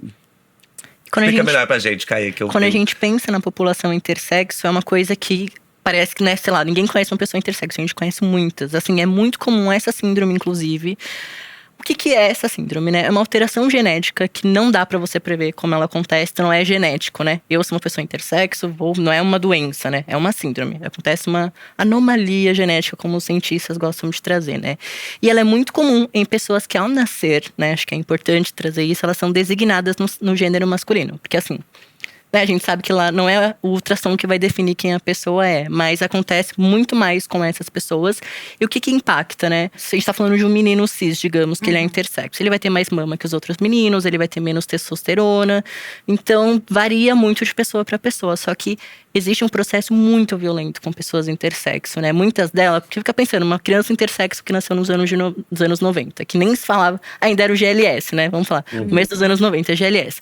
Sua criança, né, nasceu ali, é genitália tal, então é menino. Só que não tá uma genitália da forma que os outros meninos nasceram. Então, a gente vai ter que fazer um procedimento cirúrgico agora. Imagina uma mãe e um pai que não tem esse conhecimento. Acaba acontecendo o que a galera intersexo chama de mutilação, né? Porque assim, aquela criança não teve o direito de pensar, quero fazer esse procedimento, não quero fazer esse procedimento. Só que também não dá pra culpar os pais, né? A medicina ainda é muito, até hoje, né? A gente tá falando de 2023, a medicina ainda é muito extremamente cis-heteronormativa. Então, aconteceram muitos processos violentos. Por isso que não é raro a gente ter pessoas intersexo que são também pessoas trans, né? Porque houve a mutilação na genitália, mas a pessoa percebe, não, meu gênero, na verdade, não é esse. Me identifico enquanto travesti, enquanto homem trans, enquanto pessoa não binária. Mas, assim, é um processo de muita dor e muita violência que até hoje acontece. Tem crianças intersexo sendo compulsoriamente operadas ainda pela medicina. E aí, a nossa sigla, ela continua depois do intersexo. A gente vai pra E aí, antes de te explicar, né, o assexual, eu vou contar aqui o @RenanTegs mandou no Twitter pra gente. Que ele se reconhece como A de assexual. Eu apenas não sinto desejo sexual por ninguém. Ele resumiu, basicamente, o que é um assexual. A gente tem que lembrar que existe o assexual que tem relações afetivas, que tem troca, que namora, que casa, mas não tem o desejo sexual. E é uma coisa que eu já falei em outras oportunidades, que a gente tem que parar de achar que todo mundo é como a gente. Que tem gente que fala assim, ai, mas é tão natural o sexo. Eu falo, sim, senhora, pra você. Aí, pra outras pessoas, pode simplesmente a pessoa não tem esse desejo, ela não quer ter esse tipo de relação. Então, é bom que essa pessoa também seja abarcada na nossa comunidade. E é muito importante dizer que grande parte dessa comunidade também sofre muito com essa pressão, né, medicadora, patologizante, né? É falta de hormônio. E aí você submete essa pessoa a uma série de violências também e depois entende que é uma expressão da vida, né? A comunidade sexual foi muito importante para a compreensão da minha própria sexualidade, né? Foi ali que eu entendi que eu não era problemática, me encontro dentro da sexualidade sim, mas num espectro muito mais complexo de entender que a minha afetividade não tá ligada à minha sexualidade. Eu já tive relacionamentos, o que isso quer dizer? Já tive relacionamentos com pessoas em que houve amor, carinho, romance, né? Mas não havia necessariamente desejo sexual. E durante muito tempo eu imaginei e acreditei que eu tinha um problema físico, que eu tinha um problema biológico. Eu fui até ginecologistas pra entender por que eu não sentia atração, se existia algum desequilíbrio hormonal. E foi com a comunidade sexual e com as discussões sobre esse espectro que é gigante, né? A sexualidade, ela acontece em vários níveis diferentes, que eu me encontrei. Isso é muito incrível, porque a gente também aprende com as experiências das outras siglas, né? A gente não se fecha na nossa sigla e fica juntos até o fim. A gente se expressa e se entende a partir de outras experiências que também ajudam a gente a compreender muito mais do que a gente é. Eu acho que um ponto importante também de falar sobre isso é que quando a gente traz esse debate para poder entender o que significa cada letra, a gente não está tentando ensinar ninguém a ser uma pessoa LGBT, não se ensina a ser pessoa LGBT. Eu sou a prova, por exemplo, de que não se ensina a ser hétero. Porque me ensinaram a vida toda a ser hétero e deu errado. Me ensinaram a ser cis e hétero e deu errado. Então. Exato. Erraram 2 vezes no seu caso, né? E aí, quando a gente traz essa ferramenta de educação, é justamente para poder mostrar para pessoas que estão fora da sigla que elas também são afetadas pela homofobia, pela transfobia. Porque quando você aprende desde pequeno, e hoje, por exemplo, as pessoas que estão assistindo podem fazer esse exercício de entrarem, por exemplo, no mecanismo de busca e pesquisar brinquedos para menino, brinquedos para menina. Além da coisa do rosa e do azul, a gente tem brinquedos para meninos que permitem ser astronauta, que permitem ser cientista. E quando você vai para brinquedos de menina, são brinquedos geralmente de casa, de brincar, de cuidar do lar. E aí a gente questiona hoje justamente esse ponto, até qual ponto, né, na história e nas vivências de uma pessoa, por exemplo, de uma mulher que seja cisgênero, heterossexual, ela não é afetada também por esses fatores que tanto nos oprimem, que é aquilo que a gente ouve enquanto homem gay, por exemplo, de não, você tem que ser mais masculino, você tem que brincar de bola, você não pode utilizar um vestido. Mas ao mesmo tempo, quando é compulsório para uma mulher cisgênero heterossexual usar coisas que são para mulheres, brincar de coisas que são para mulheres, o quanto que a gente também está moldando ali e até tirando possibilidades que essa pessoa poderia ser. Então, eu sempre gosto de frisar isso. Quando a gente luta contra a LGBTfobia, a gente está lutando para um mundo melhor, não apenas para pessoas LGBTs, mas para homens e mulheres, porque a gente está falando de uma sociedade que está sendo construída num lugar mais livre e fora dessas caixas de você deveria fazer isso, você deveria fazer aquilo. Então, questionar para educar e criar pontes. Sabe por que eu adoro esporte? Porque é um ótimo exemplo, né? Quantas meninas a gente perdeu no futebol porque elas não puderam brincar de boneca? A Raíssa Leal, se não tivessem dado um skate pra ela. Exato. Exato. Gente, antes da gente ir para os próximos comentários, queria esse espaço para falar um pouquinho sobre a minha sigla, sobre P, que infelizmente é uma sigla, gente, querida, com muitos mal entendidos, né? As pessoas têm muitas ideias errôneas sobre o que é ser uma pessoa pan. Ai, fica com todo mundo, pega a árvore, né? Ou então uma coisa mais essencialista, não se importa com corpos, só com corações, como se fôssemos superiores, né? Como se a gente estivesse acima da materialidade. Eu já evoluí espiritualmente, só me conecto com almas. Não é isso? Não é isso, amigo. Poxa, não é isso. Se eu fosse tão evoluída assim, tava bom, né? Tô ainda aqui bem na materialidade. E eu acho que é importante falar que o movimento pansexual, ele é um movimento muito plural e recente também, se a gente for comparar as outras siglas, né, dentro da bandeira LGBTQIA+. E apesar do que muitas pessoas pensam, não existe aqui uma diferenciação radical e opressora com a bissexualidade, muito pelo contrário. Há um compartilhamento e um aprendizado, né? E muitas pessoas entendem que o pansexual só existe porque o bissexual é transfóbico. E essa também não é uma realidade. A bissexualidade envolve, sim, estar com pessoas de todos os gêneros, inclusive pessoas trans, pessoas não binárias. Mas existe na pansexualidade, pra mim, uma coisa muito importante, que é o espaço de compreender essas várias especificidades da minha sexualidade. Por exemplo, dentro do movimento pansexual, eu me considero uma pessoa panromântica, que pra mim é muito mais específico, abre espaço pra questionamento e posicionamento, né, das minhas experiências, que são específicas também, e foram nessa comunidade que eu acabei encontrando um espaço pra me expressar e pra falar sobre as minhas identidades. Então eu acho importante deixar bem claro que o movimento PAN, ele soma com a luta bissexual, ele compartilha dos mesmos problemas da não monossexualidade, né? A gente tá nessa luta constante para se posicionar, para se entender, para ser respeitado com certeza, e para mostrar que não é sobre fundamentalmente gostar de muita gente o tempo inteiro, sabe? Você pode gostar de muita gente o tempo inteiro, mas Sim. Isso não tem nada a ver com ser bi ou com ser pan. Tem a ver com ser gente. Com ser gente. Exato. E gostar. Inclusive, temos comentários lá no Instagram, @persistência-me-Deus disse: faço parte do P e do T. Depois de muito tempo, estou me aceitando do jeito que sou. E é justamente essa experiência do Caê, né? Enquanto pessoa bissexual, mas também trans. A gente se encontra de formas múltiplas dentro da nossa comunidade. Eu só queria trazer também que um dos grandes mitos que se tem sobre a pansexualidade é que pessoas pansexuais são aquelas que se relacionam com pessoas trans. Sendo que a gente sabe que todas as orientações sexuais devem incluir pessoas trans. E se não incluem, é transfobia. Exatamente. Porque homens gays se relacionam com homens gays cis e com homens gays trans e com homens trans no geral. Mulheres lésbicas devem se relacionar com mulheres cis e mulheres trans. Então, bissexuais é a mesma coisa. Então, a pansexualidade inclui pessoas trans como qualquer orientação sexual. Inclusive pessoas héteros, né? Inclusive homens héteros pessoas héteros. que se relacionam com mulheres trans travestis continuam sendo homens héteros. Exatamente. Tá vendo, gente? E depois do P de pan, a gente tem o N de não binário. E aí eu vou ler aqui, ó. @Brevote mandou, que se reconhece como NB, né? Não binário.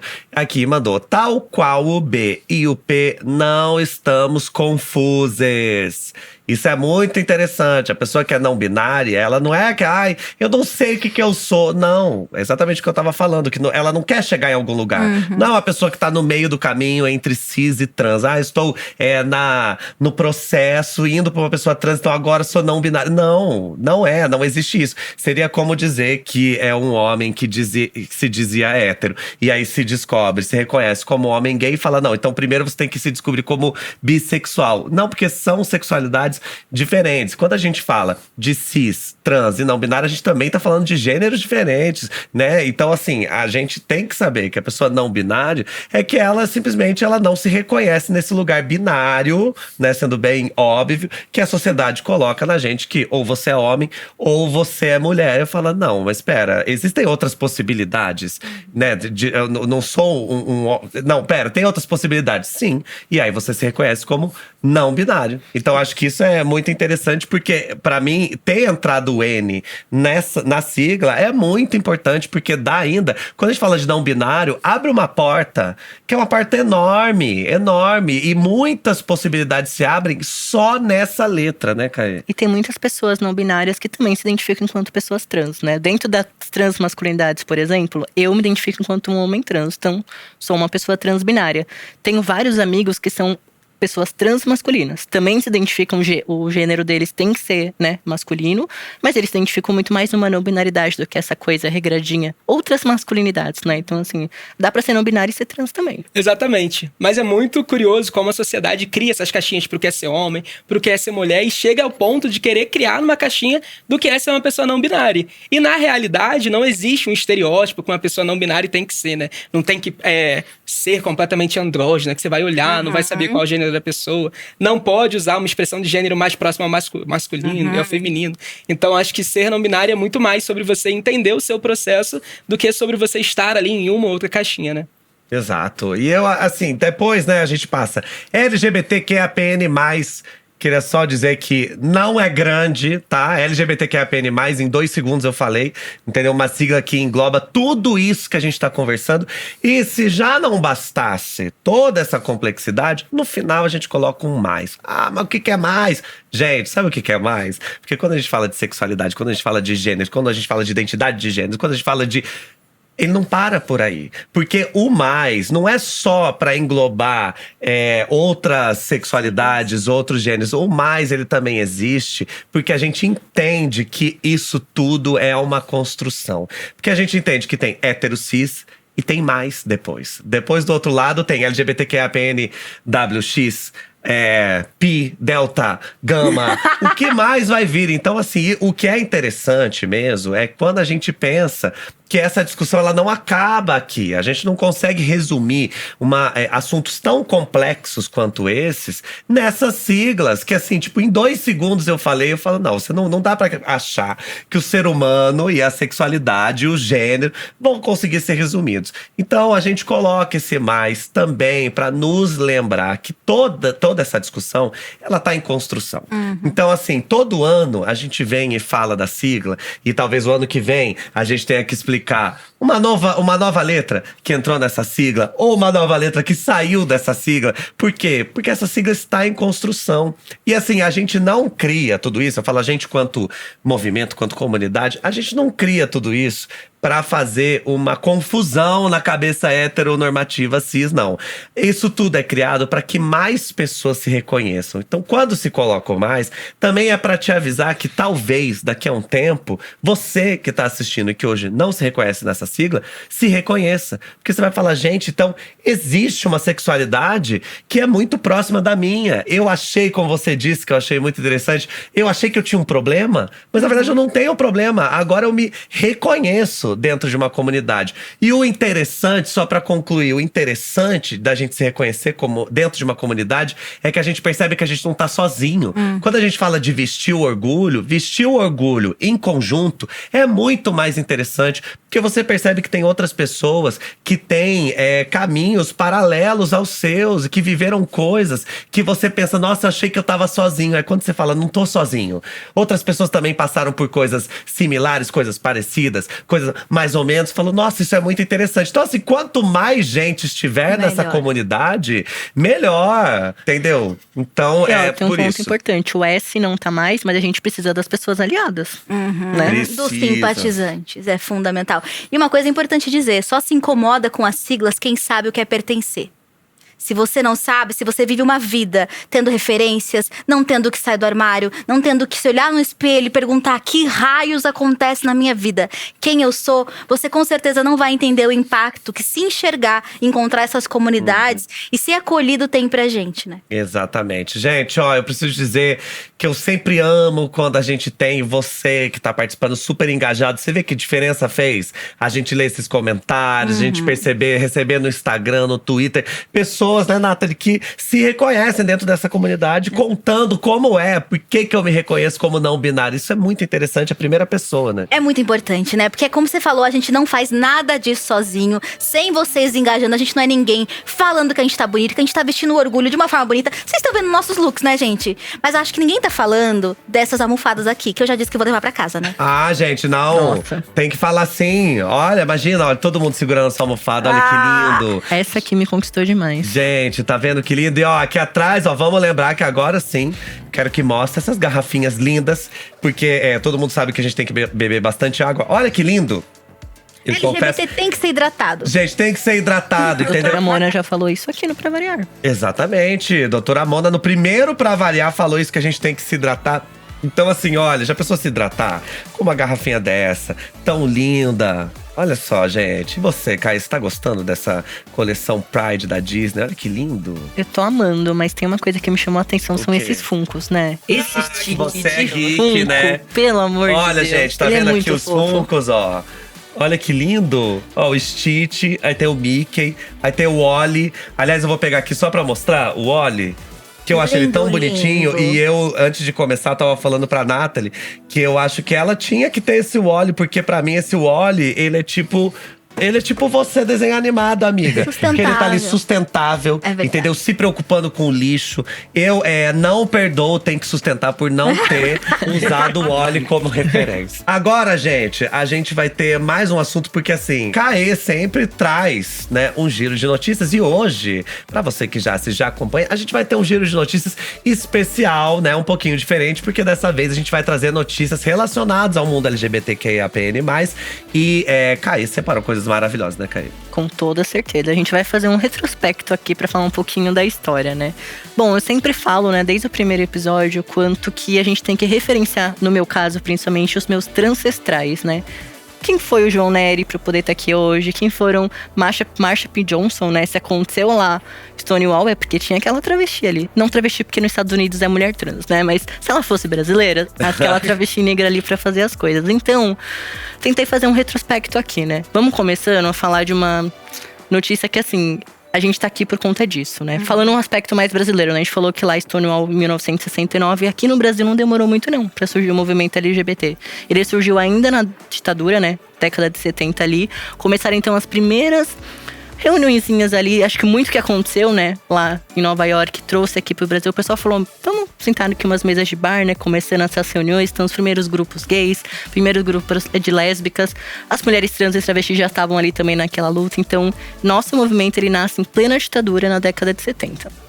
Sim, num momento, né, que a gente sabe que era tão difícil você ir contra uma ideia de família conservadora, que foi exatamente essa ideia que queriam, né, implantar nos anos 70, queriam implantar graças à ditadura. E faz sentido que nesses momentos de repressão, pessoas como nós, que representam a contraversão de tudo, nessa contracultura, faz muito sentido que a gente se una. E nos anos 70 que a gente teve vários expoentes LGBT, se a gente pode chamar assim, né? Sim, começou na década de 70 e até hoje, né? Mas assim, acho que um movimento muito forte LGBT foi ali anos 80, comecinho dos anos 90, né?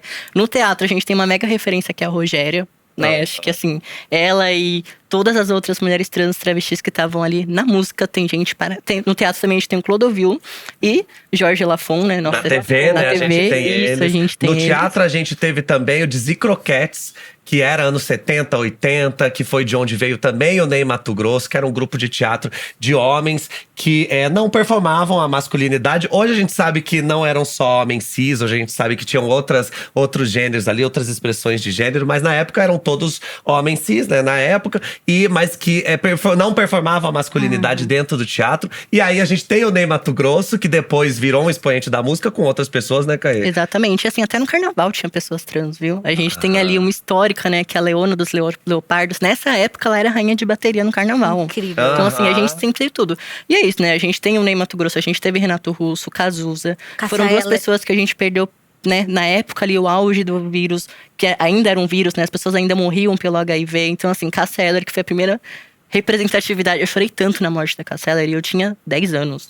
Eu não entendia por que aquela figura me marcava tanto. Hoje você já… Hoje eu entendo, né? A gente tem figuras negras também importantíssimas. Leci como Brandão Leci tava ali no Sandra de samba. Sá, né? Pessoas que são fundamentais para fazer essas intersecções entre a nossa música popular brasileira, entre racialidade, gênero e sexualidade, né? E que inspiram com certeza muita gente até hoje, porque são mulheres maravilhosas, grandiosas. E como é tudo assistir o show delas, né? Tudo! Tudo, E você tudo. falou da Sandra, eu lembrei do Lulu Santos, por exemplo, que nos anos 80 não era um homem assumidamente gay, mas quando ele faz toda forma de amor, você entende? Que daí a pessoa já deixa muito claro que… Tem armário que nem precisa abrir a porta, né? Ah, nem precisa, É nem precisa. transparente. Não, depois a pessoa só conta pra ninguém falar que ela nunca falou sobre isso. Mas assim, né, de verdade, toda forma de amor até hoje é usado como um ícone. Apesar da gente saber que a discussão LGBT vai muito além de amor, né, mas é uma maneira, né. Eu sempre vejo quando a pessoa vai defender…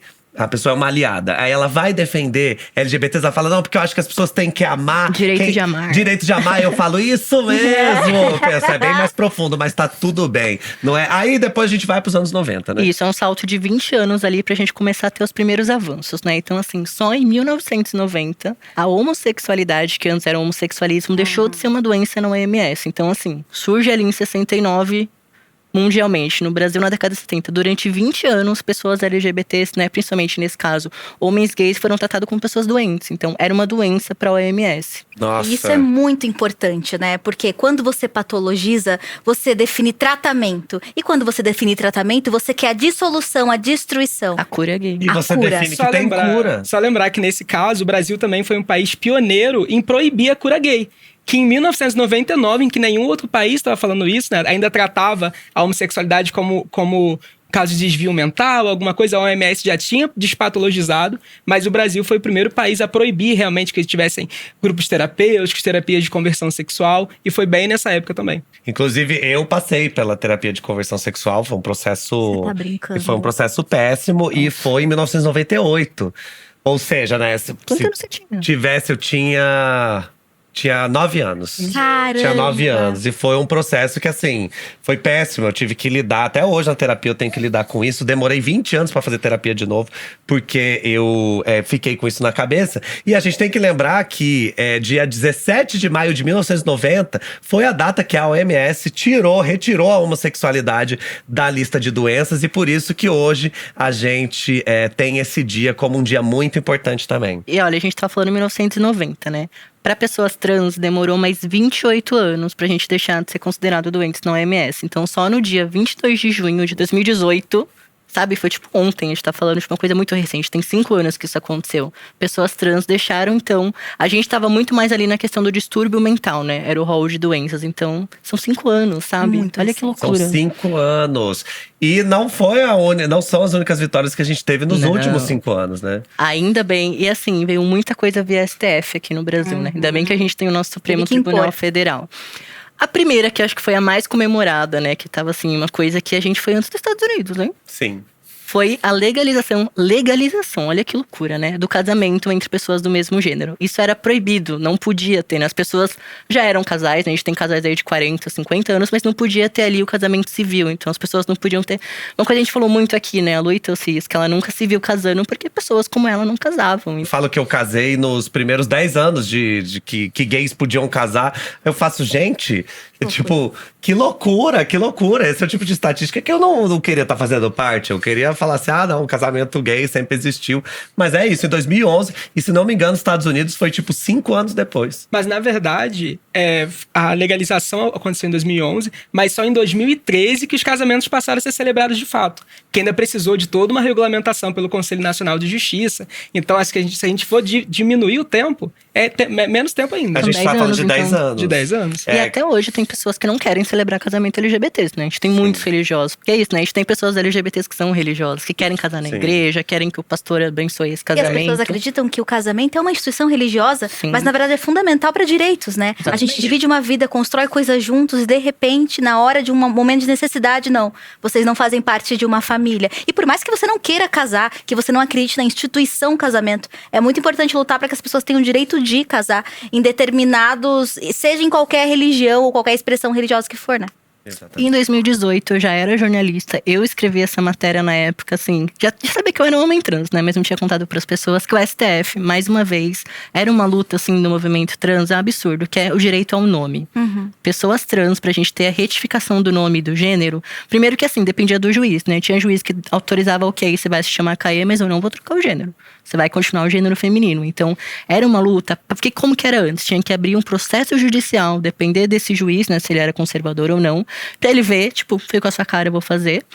E era muito assim, caro, né? A gente tá falando de processo judicial, você tem que ir advogado, é uma coisa que demora, era anos e anos e anos. Então, no dia 1º de março de 2018, o STF não só decidiu que agora os cartórios, todos os cartórios do Brasil poderiam e deveriam fazer esse procedimento, não precisava nem de cirurgia, nem de laudo, porque é isso, né? Como ainda era patologizado, a gente precisava do laudo, declarando ali, você é uma pessoa, tem um CID, né? Tem um CID ali de uma pessoa trans. Então, depois de 2018, eu fui contemplado por isso, demorou coisa de 3 meses para eu retificar minha certidão de nascimento e sair com o meu RG, com o meu nome. Então, é uma conquista muito recente que mudou a vida de várias pessoas, né? Direito ao nome, olha que… Básico. É o básico. É o básico. E isso é de 2018. 2018.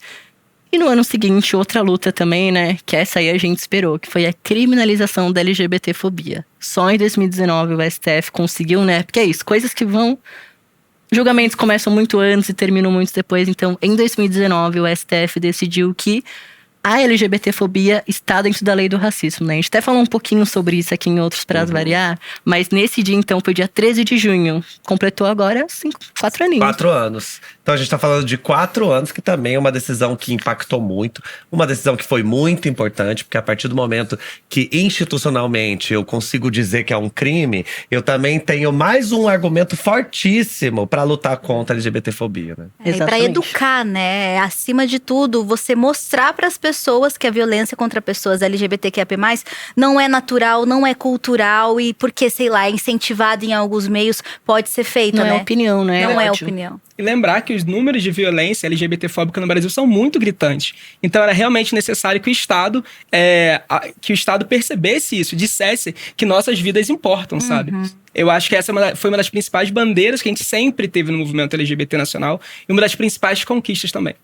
E eu acho que tudo isso é muito interessante, porque quando a gente pensa que, inclusive, a cena musical LGBT hoje, ela tem muito mais expoentes, tem, inclusive, quando você entra nas plataformas de áudio, tem uma parte que é tipo assim, chama Pride, chama Orgulho, que você vai ver lotado, repleto de artistas, assim, do mundo inteiro. Isso também só é possível, né? Até quando a gente pensa que tudo vai melhorar e tudo está melhorando, isso só é possível porque a gente começa institucionalmente a mudar, aí vem todas essas notícias, aí vem todas essas manchetes, e aí a gente começa também a se orgulhar mais, a vestir cada vez mais o nosso orgulho, a se mostrar mais, e aí os artistas vão aparecendo. Então a gente percebe que tudo isso tá interligado. E olha, você falou do STF, mas tem uma conquista que não foi feita pelo STF, mas que foi da It Gets Better, né? Que é a premiação como melhor websérie educacional agora, em 2022.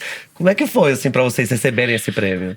Acho que foi um prêmio que realmente veio celebrar tudo que a gente trabalhou para construir. A gente foi selecionado como… Nós fomos indicados a 3 categorias no Prêmio Rio Web Fest, como melhor série de diversidade, melhor roteiro original, mas a nossa grande vitória realmente foi melhor websérie de educação, que aí veio, né, trazer todo esse reconhecimento, toda essa visibilidade. E também fomos indicados pelo Movimento LED, Luz na Educação, como um dos 15 projetos mais inovadores para a educação no Brasil em 2022.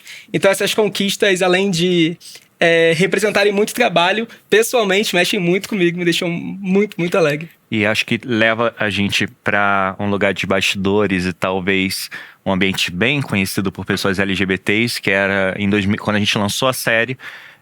de estarmos cada um em um quarto.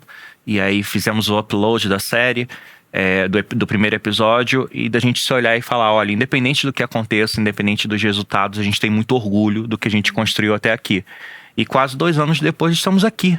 Olha que loucura. Então, acho que todas essas conquistas que vieram a partir disso, eu acho que elas mostram não só a importância, a urgência da gente falar sobre pessoas LGBTs na educação, mas principalmente o quanto que a educação abre espaços e portas para que a gente consiga conversar e dialogar. Dialogar é uma ferramenta muito importante para poder avançar. Então, que a gente também consiga recuperar nisso, óbvio, as pessoas que têm aí sim esse privilégio de dialogar, a esperança de que o diálogo abre portas e que a gente pode construir pontes para poder chegar mais longe. Gente, que lindo, que lindo. E agora a gente vai continuar falando das nossas vivências, que vocês contaram da vivência de vocês, ganhando esse prêmio maravilhoso. Entendeu? Que é isso, é ótimo botar projeto no mundo, mas é melhor ainda quando você ganha muito, etc. Mas agora eu vou pedir pra gente, né, pra todos nós aqui, pra gente falar um pouco sobre as nossas vivências, tá? E principalmente, né, sobre a importância da gente vestir o orgulho. Então eu tenho umas perguntinhas, aí eu vou fazer uma pergunta e vou sempre pedir pra gente responder rapidamente, entendeu? Pra gente poder passar por todas. A primeira pergunta é a seguinte: o que significa pra vocês vestir o orgulho? O que significa pra você, Nath? Olha, pra mim, vestir o orgulho, passando por um processo bem profundo de apagamento da minha sexualidade, de autoviolência, pra mim, vestir meu orgulho é entender que quem eu sou é a minha totalidade em uma complexidade que às vezes outras pessoas não enxerguem, e eu não preciso que enxergue pra ser real. Vestir o meu orgulho é saber que ser uma pessoa LGBTQIA+, ser uma pessoa panromântica, pansexual, é fundamental pra minha construção, é fundamental pra me colocar no mundo e me tornar uma pessoa incrível, uma pessoa com milhões de possibilidades. E na verdade não me diferencia, não me destoa, não me afasta, mas muito pelo contrário, me completa e me coloca em um lugar plural, com um olhar diferente, com um olhar em perspectiva, né? A gente tem a impressão de que ser uma pessoa LGBT e ter orgulho do que a gente vai tirar a gente da multidão. E a gente quer tanto pertencer, né? Mas às vezes é se enxergar nas nossas especificidades, por mais que a tua letra esteja lá no fundo da comunidade, ainda seja o mais, e você não entenda o porquê você precisa dela, é isso que vai te dar novas perspectivas pra colaborar, pra construir. Então, pra mim isso é vestir meu orgulho. Que lindo. E você, Bruno? Acho que, pra mim, vestir o orgulho, assim, nesse movimento mesmo de vestir o orgulho é quase um reencontro, assim, com a criança viada que eu fui. É realmente celebrar tudo que eu passei pra estar aqui hoje afirmando quem eu sou e lutando para que outras pessoas tenham essa liberdade também. Então, acho que vestir o orgulho é esse reencontro mesmo, com tantas dificuldades que foram vividas e tantos momentos que eu me senti tão isolado por ser quem eu era, principalmente quando a gente tá nesses primeiros anos de escola. Então, acho que vestir o orgulho é realmente proteger, assim, quem eu fui e garantir que a gente tá protegendo outras pessoas também. Que lindo. Eu acho que vestir o orgulho pra mim representa me vestir a minha totalidade. É perceber que eu não sou a minha sexualidade ela é parte de mim, não todo. Durante muito tempo a minha sexualidade representou medo, representou opressão, e por um tempo eu senti medo de poder ser quem eu era. E hoje eu olho e falo, eu também sou um homem gay. Então a sexualidade ela não é um todo, ela é uma parte de mim, mas uma parte que nunca mais vai ficar escondida. Então pra mim é isso, é poder ser eu. Gente, que lindo. E você, Caí? Eu acho que pra mim é o oposto do que o Bruno falou lá no começo, que é tirar a capa da invisibilidade, né? É que homens trans possam ver que a gente existe, a gente é potente pra caramba, a gente tá em tudo, né? A gente tá na arte, a gente tá no cinema, a gente tá no jornalismo, a gente tá na música. E possibilitar pra que outros meninos, né, acho que não demorem tantos anos por conta de um apagamento. Principalmente quando eu penso nas crianças trans, né?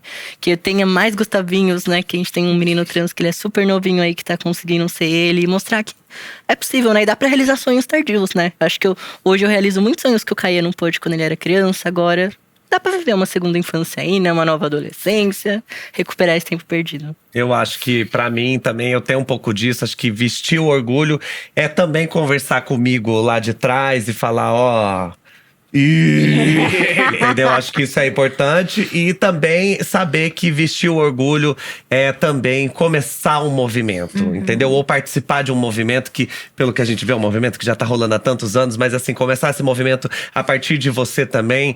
Quando a gente veste o nosso orgulho, a gente muitas vezes começa esse movimento dentro do nosso trabalho, a gente começa esse movimento dentro da nossa família, dentro dos nossos ambientes, das nossas comunidades. Então, acho que isso, de eu poder carregar o meu orgulho comigo, independente da roupa que eu estou usando, mas que eu carrego, eu visto esse orgulho, eu acho que esse é um movimento que não tem fim. Ainda bem, né? Podem tentar parar o quanto quiserem. Inclusive, eu acho que a onda só tenta parar essa onda, porque sabe que é uma onda que vem, que vem, que vem. Então, eu sou super a favor que a gente vista assim. Agora, uma próxima pergunta que é bem específica. Eu vou pedir pra vocês, que eu tô curioso também. Qual personagem da Disney mais inspirou vocês a vestir o orgulho? Você tem esse personagem bem claro, né, Eu Caí? tenho, é o Buzz Lightyear, né? Porque eu acho que também ele vindo assim do espaço, no mundo que ele não conhece. E enfrentou vários desafios, né? Quando ele chegou aqui. Eu acho que é muito sobre a minha transgeneridade, sobre a minha bissexualidade. E assim, né? Eu, enquanto uma criança ali que sou muito fã de Toy Story, queria ser o próprio brinquedo do Andy, na verdade. Acho que na época eu queria ter o nomezinho dele na minha sala. Meu sonho era ter um Buzz Lightyear, mas Buzz Lightyear era brinquedo de meninos. Então, no máximo, se fossem me dar, seria uma Wendy. Nada contra ela, né? Adoro também. Mas eu acho que o Buzz me representa muito, assim, né? Chegar num lugar que você não sabe como vai ser, mas conquistar ali. E mostrar pras pessoas o seu valor, o seu potencial. E ao infinito e além, né? É isso, E ao né? infinito e além. E você, Nata? Olha, a minha personagem, a personagem que marcou a minha vida, a minha história, todos os meus processos foi Mulan.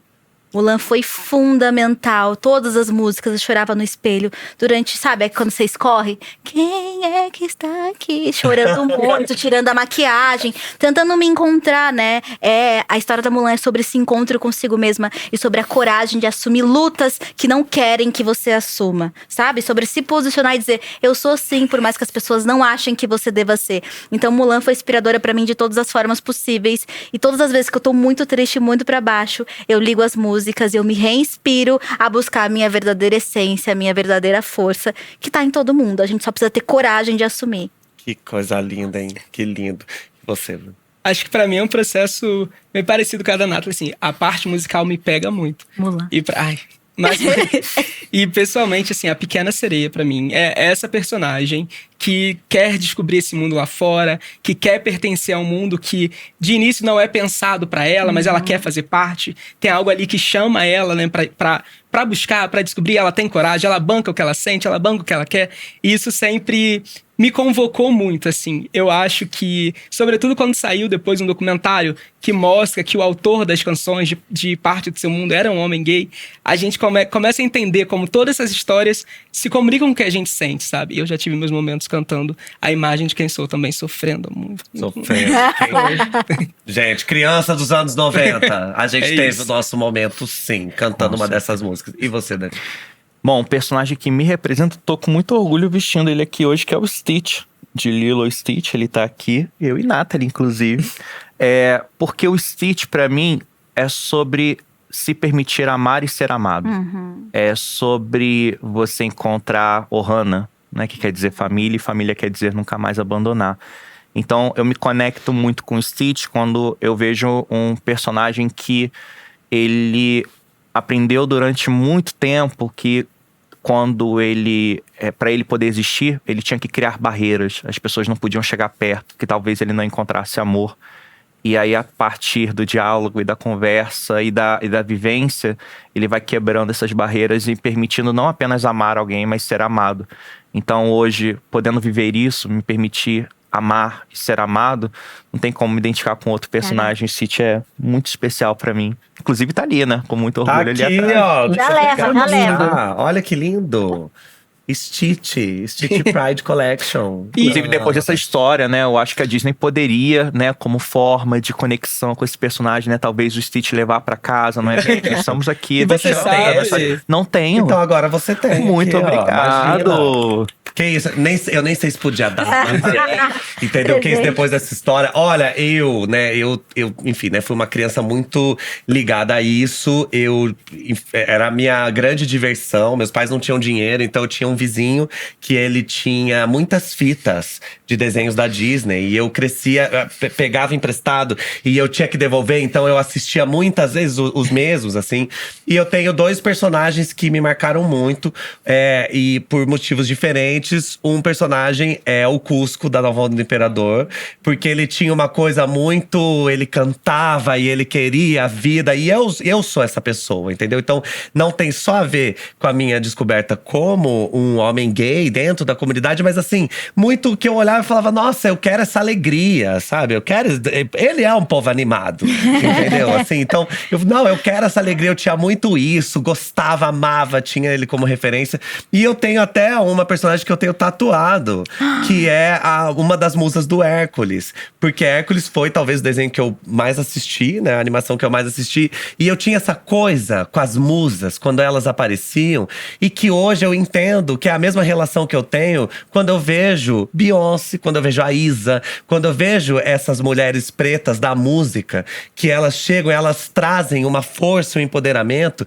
E a gente não tem como falar do movimento LGBT sem lembrar do movimento negro também, sabe? Sem lembrar quando a gente pensa que o próprio movimento LGBT começou com uma mulher trans preta, entendeu? Porque é lógico, os movimentos estão juntos. Então eu já tinha essa coisa, meu Deus, as musas vão, eu sabia as músicas de cor. E aí depois eu penso, nossa, e eu saí de Hércules, comecei a gostar de Destiny Child. E aí eu fico pensando em todas as outras cantoras, e como eu sou fã de Elza Soares, e como eu sou fã de Diana Ross, entendeu? Então eu faço, nossa, eu nem sabia, o Vitinho não sabia por que ele tava tão conectado. Mas até hoje são essas cantoras que ainda falam muito, principalmente com a comunidade gay. Então a gente se vê muito nessas mulheres, a gente vê essa liberdade, esse glamour, essa coisa toda. E por isso que, não à toa, eu saí daqui, fui até a Europa pra poder assistir Beyoncé. Então eu acho que é por isso que eu tenho, essa foi a minha primeira tatuagem. Oh, meu Deus. Olha que lindo. Então não tinha, hoje ela se perde no meio das outras, mas antes ela tinha todo o destaque. Mas no é a meu única coração. colorida. Nesse braço. Eu só tenho 2 coloridas, que é ela e a casa da minha avó. Então, Olha assim, só, né? isso é simbólico. Isso é simbólico, exatamente. Gente, e agora, esse programa lindo e especial do Orgulho está chegando ao fim. Que orgulho das nossas vivências, da nossa luta toda. Então, assim, gente, muito obrigado vocês por poderem estar aqui, por construir esse programa tão especial. Bruno e Daniel, muito obrigado pela presença de vocês, por esse projeto maravilhoso e por também poderem compartilhar com a gente tudo isso. Muito obrigado. Queria Obrigado, convidar gente. todo mundo a assistir o Conversas que Inspiram nas redes. Está nos canais oficiais do It Gets Better Brasil. Você pode encontrar no YouTube, no Instagram. A gente tem a primeira temporada toda disponível para todo mundo poder assistir. E em breve, porque o Bruno me proibiu de falar qualquer coisa sobre, a gente tem a segunda temporada. Mas quem estiver acompanhando as redes vai descobrir por que o Bruno me proibiu de falar. Porque o projeto tá muito legal. A gente tem a segunda temporada, mas aí ainda tá em segredo. Tá em segredo. Advogado, não é mesmo? Não tem como. Nem… Tá certo. Tem como. Tem que zelar pelo nosso projeto. Mas convidar realmente todo mundo a seguir o @ItGetsBetterBrasil nas redes sociais. E saber sempre que tudo vai melhorar. A gente sabe que tem muitos desafios pra gente. A gente tá aqui mostrando como a gente realmente superou esses desafios. Tenho certeza que quem estiver assistindo, independente do que esteja passando, tem essas referências de que você não tá sozinho, que sua vida importa e que tudo vai melhorar. Exato, a gente não pode perder a esperança nunca. Obrigado, Caê, meu grande companheiro desse programa pra variar e também desse dia tão especial. Olha, eu consegui terminar o programa sem chorar. Tá vendo que lindo? Sou um novo homem. Mas, nossa, obrigado por compartilharem. Até entender como cada um enxerga o personagem, né? Acho que eu vou rever os filmes pra pensar, nossa, quero sentir aquilo que todo mundo falou. Obrigada, Nunca gente. mais vou assistir Lilo e Stitch da mesma maneira. Nunca Não, mais vou eu assistir preciso Toy assistir Story hoje. da mesma maneira. Não tem como, não tem como. Isso aqui foi muito lindo. E é claro, eu preciso agradecer a nossa convidada mais que especial, entendeu? Residente aqui da Dia TV. Obrigada, amiga. Sua Imagina. presença sempre enaltece esse programa. Ai, sempre… muito feliz com o convite, muito feliz por estar nesse espaço que tem conversas tão importantes, né, gente? É importante lembrar que o mês do orgulho é junho, mas a gente tem que ter orgulho o ano inteiro. A gente usa esse momento pra juntar todas as conversas, né? Pra vestir o nosso orgulho, pra falar sobre as nossas demandas, pra celebrar, pra ser povo animado, mas direito, orgulho, respeito o ano inteiro. Ai, sim, isso aí pra gente, aqui no Pra Variar, a gente sempre tem isso. E pra encerrar, eu também quero muito agradecer a The Walt Disney Company, que teve presente nesse programa tão especial, que outras marcas possam se inspirar nesse trabalho lindo e agir a favor da nossa comunidade. E para além das dores, né, que a gente consiga estar cada vez mais próximo de uma sociedade onde o respeito, ele seja uma regra e ele não seja exceção, que a gente possa celebrar mais conquistas e que a gente possa também celebrar a diversidade do que somos em todas as áreas da nossa vida, que a gente se sinta mais livre para ser, mais livre para amar, com diálogos, com afeto, que a gente vá trabalhando sempre junto na construção de um país e de um mundo que a gente quer viver. Então, gente, um beijo, até semana que vem com mais Pra Variar aqui ao vivo na Dia TV a partir das 4 horas da tarde. Então a gente se vê na segunda-feira. Um beijo, gente! Até daqui a pouco.